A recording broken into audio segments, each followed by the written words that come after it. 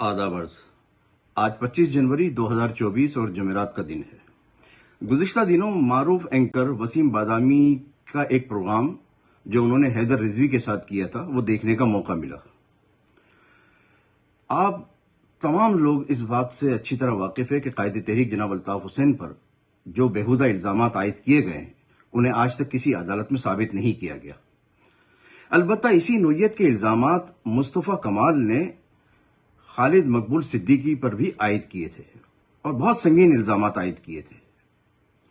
لیکن ان الزامات کی روشنی میں وسیم بادامی صاحب کو ایک اور پروگرام میں حیدر عباس کو بلا کر یہ سوالات کرنے چاہیے ہیں بلکہ کہ مصطفیٰ کمال نے خالد مقبول صدیقی پر جو الزامات لگائے تھے اگر وہ الزامات درست ہیں تو حیدر رضوی نے خالد مقبول صدیقی کو اپنا سربراہ کیوں اور کیسے مان لیا ہے،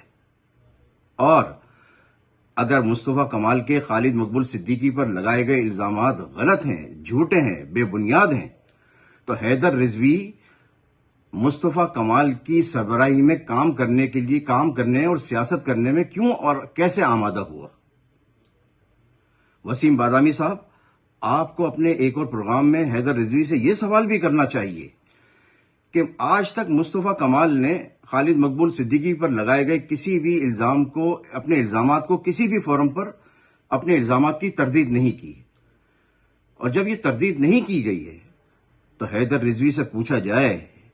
کہ وہ آج کے دن تک مصطفیٰ کمال کی سربراہی میں کام کیوں اور کیسے کر رہا ہے، یہ منافقت کیوں اور کس لیے؟ مجھے امید ہے وسیم بادامی صاحب اپنے آئندہ پروگرام میں حیدر رضوی کو بلا کر یہ سوالات ضرور کریں گے۔ بہت بہت شکریہ۔